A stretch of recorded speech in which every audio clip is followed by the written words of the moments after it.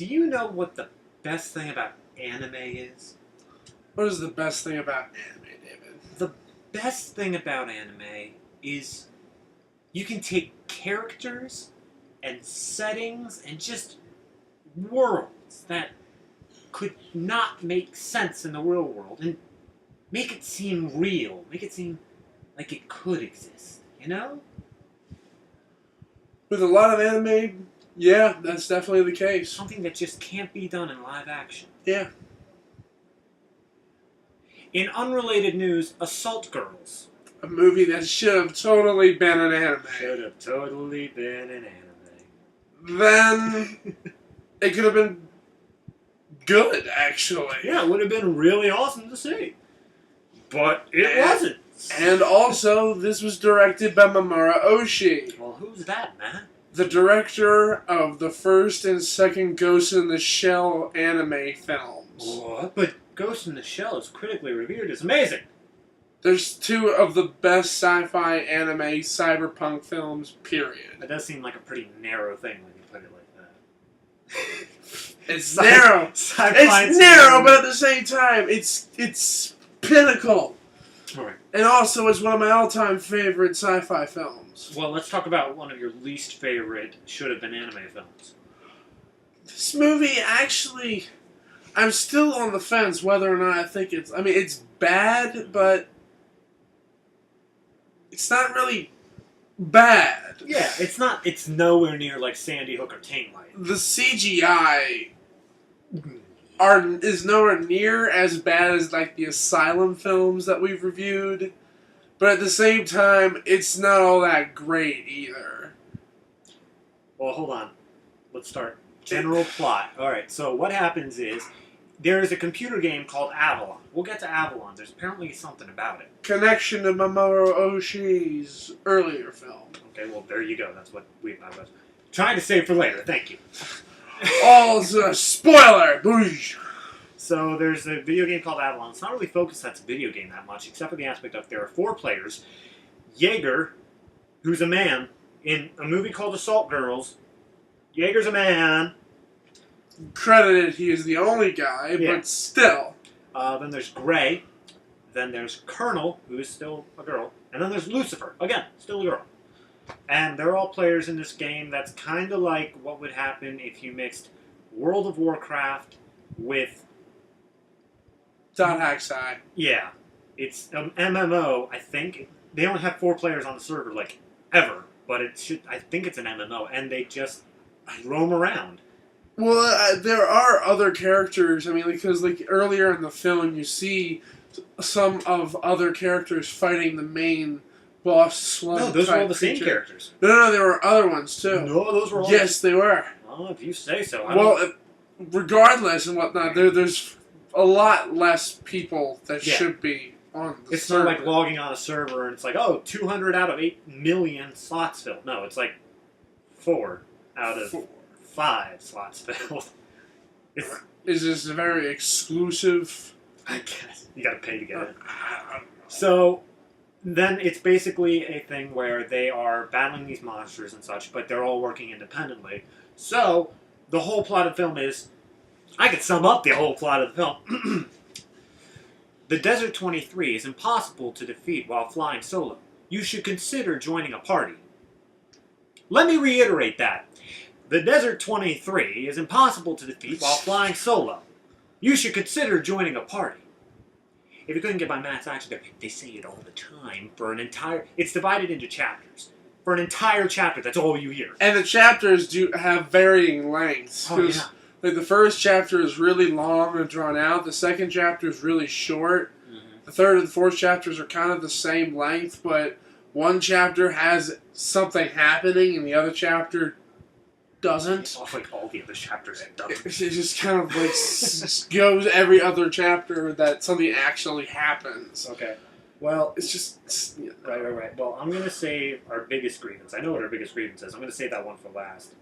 Try not to say anything about it.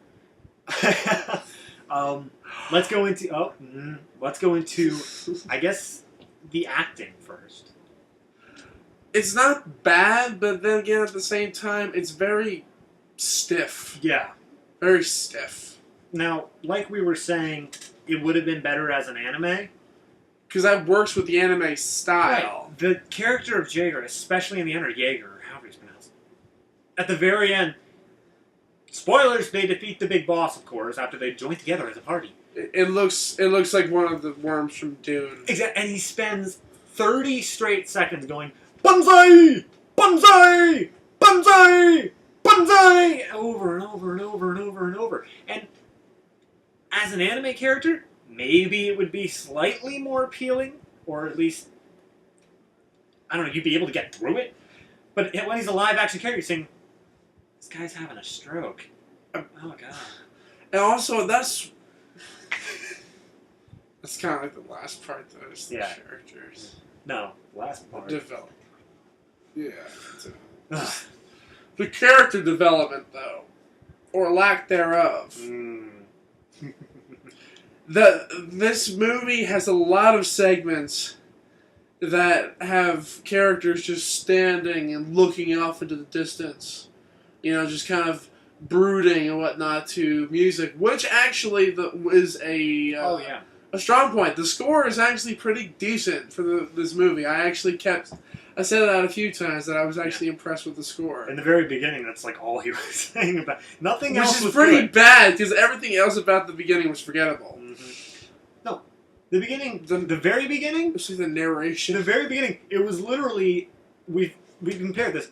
You know the architect scene in the second Matrix film?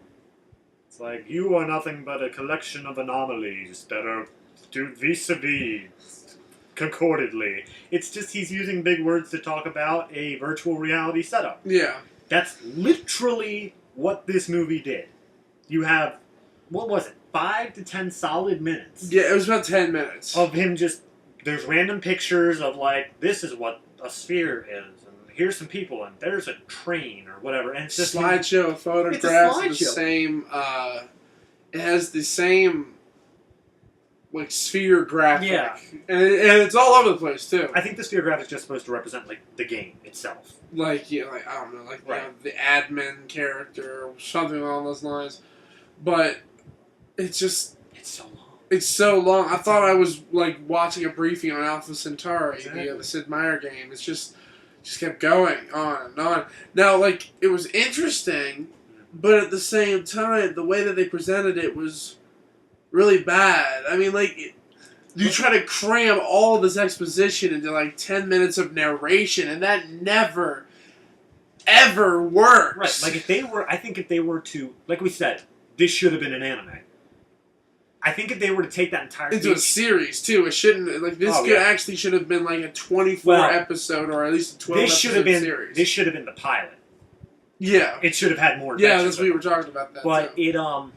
What I think they could have done is that opening narration, put it to an animatic or an animatic, whatever it is. Have something going on instead of just random single still shots of like what it's like in the game world. Yeah. Like little demos of people walking around. It's like, okay, develop the character. Stuff is going on. Develop the character. They took there were several shots of, I assume they were talking about like the game's programmers, where it was like 3 Japanese guys. Did any of those Japanese guys ever show up again? No. No. Alright, okay. I guess, yes, you were talking about the score and then on right. Okay. I guess, yeah, the writing in general, how did the characters sound? Like, not acting-wise, but their lines. And how did events happen? It's just... It was, okay. It was competent. I'd say the best part is to compare what happened was when Jaeger was joining the group. When he was being convinced to join the group. There's not a lot of talking in this film because they did work independently for the first 2/3 of the film. But when they did get together and talk to each other, it was some of the worst, not the worst dialogue I've ever heard, that's a bit much, but... I've heard definitely a lot worse. Yeah, it's just the most boring thing. Nothing is happening. It's very flaccid. It's very limp dialogue. It's the same thing you've always heard, and it's pure exposition essentially. It's not I'm caring about these characters. It's not development in any sort. I didn't care about any of these characters. It is furthering the plot. Every line they say furthers the plot. In reality, the characters are only characterized by the weapons that they have. Yeah, that's basically it. They flat out say that. They say, "How did you spend your skill points?" Oh, I put it all into melee. What about you? Oh, I put it all into my guns.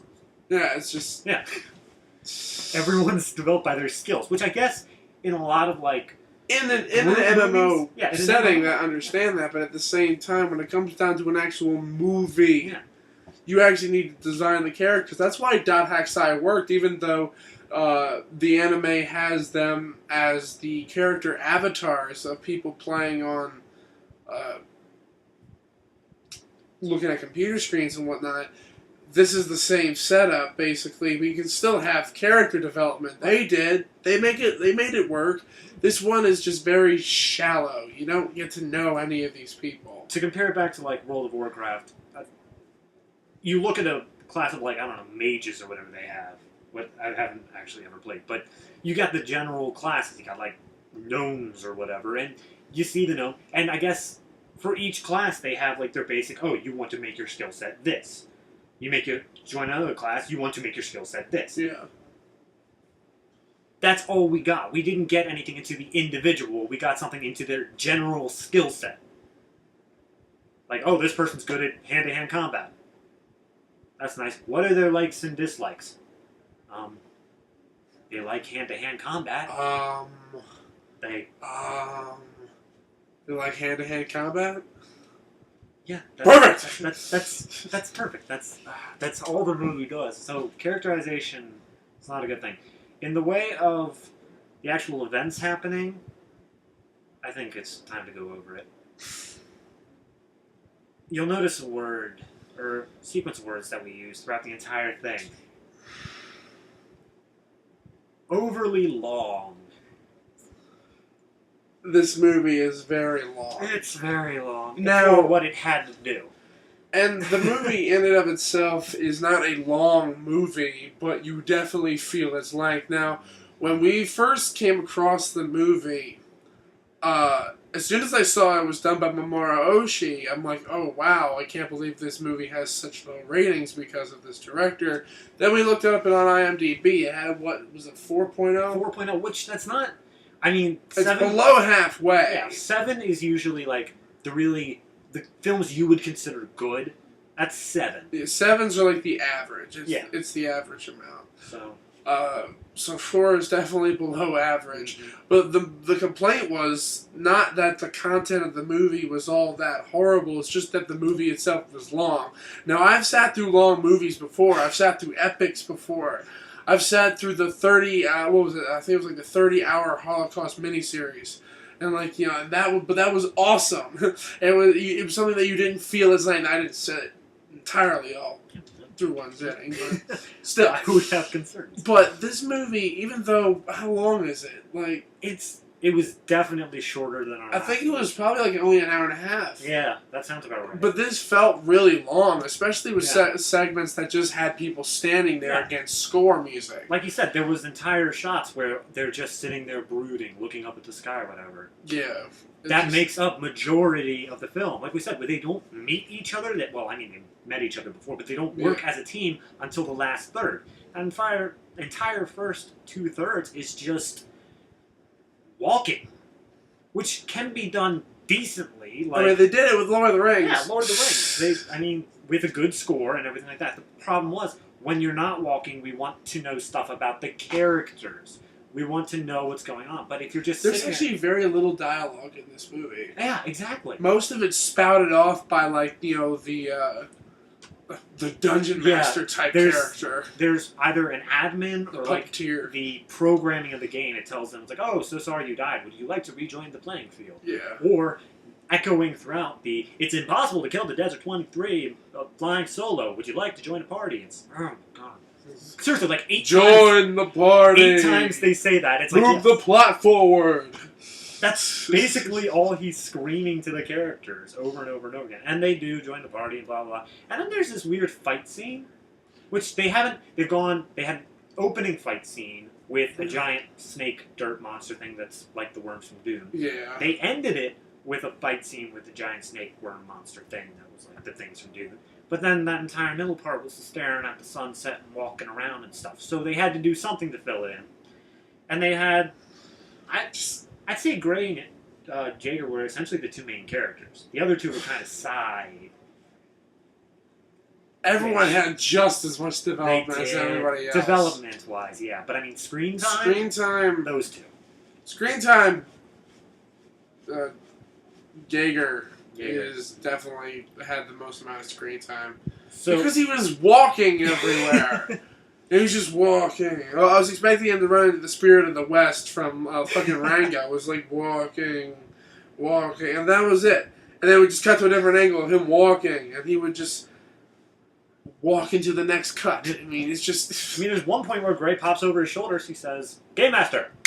And then all of a sudden, it's daylight. It's daytime, and they're like, "You should join our party." She's already done the stuff. And then he screams, "I didn't finish my bacon!" Except it's in Japanese. Yeah, and that's the language. It keeps changing. Now, I know several Japanese movies that do this, that switch between languages, but it's also the use of the subtitles. Yeah, they always have subtitles, which is great. They don't always have it, though. No, except for the opening narration. And also whenever that character speaks, it doesn't have. Whenever the game master / narrator speaks, there's no subtitles, which usually he's easy enough to understand. Yeah, I mean, it's in English. Yeah, he's always in English, but the characters are Japanese. And they sometimes speak in Japanese and sometimes speak in English. But they are Japanese, so even when they speak in English, it's not subtitled. Exactly, which I understand that perfectly. That's fine to do, especially they have, like, all their main battle scenes, they have this thing over their mouth that muffles them like this. It's... And they didn't... It reminds me of Gundam. Yeah, it really does. They didn't redub, and if they did redub, they made it too muffled that we couldn't understand them, even when they're speaking in English. Of course, Batman. Yeah. But, yeah, just... The CGI needs a lot of work. There was a review we read when we were trying to figure out if it was a bad movie or not. That it had nice CGI. It had nice CGI, and we're like... Well, at least there's that. I think we figured out it'd be nice CGI if it was used sparingly. But they made an entire virtual world. Yeah. So we were sitting there being subjected to the bad CGI the whole time. And there were certain...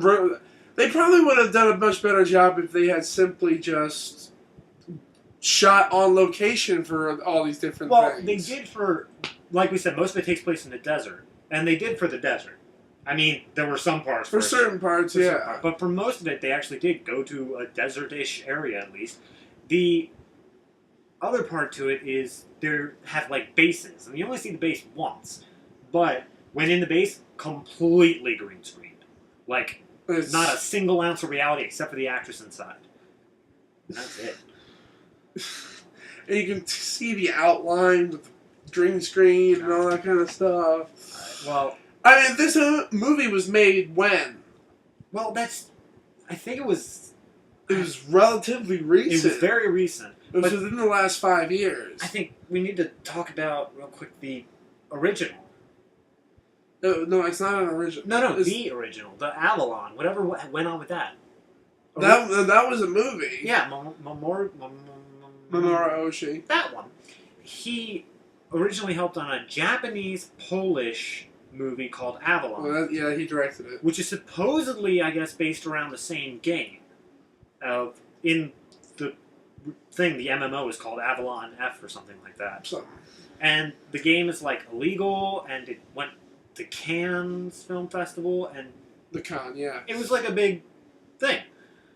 So, I don't know if this is a prequel, a remake, a sequel. It doesn't say. I didn't find any information that it was part of the same continuity. Continuity, yeah. Yeah, but they use the same game name, so maybe check out Avalon. Maybe it'll give you a better understanding of this film, but it's on its own. It's just it.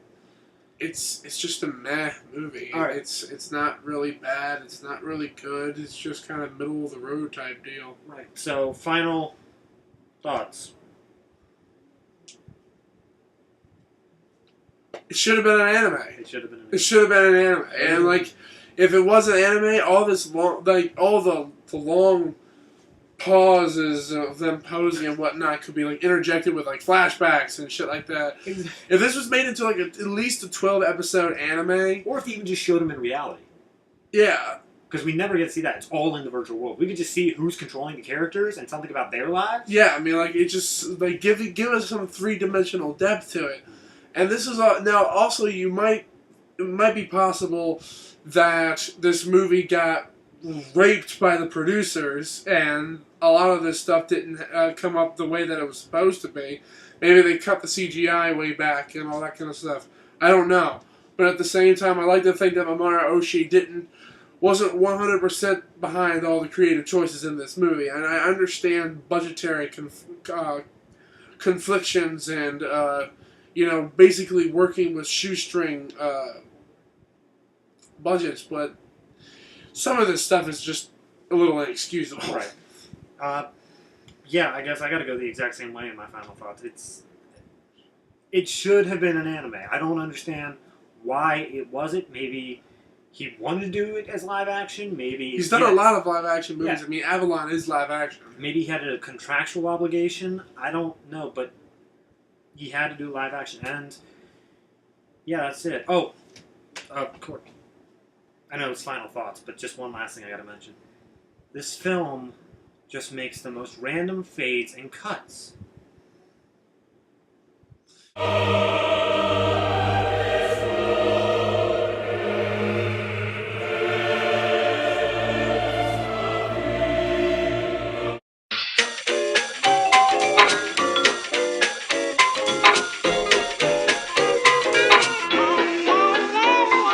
the bad boys want some more, it's tricky. And girls and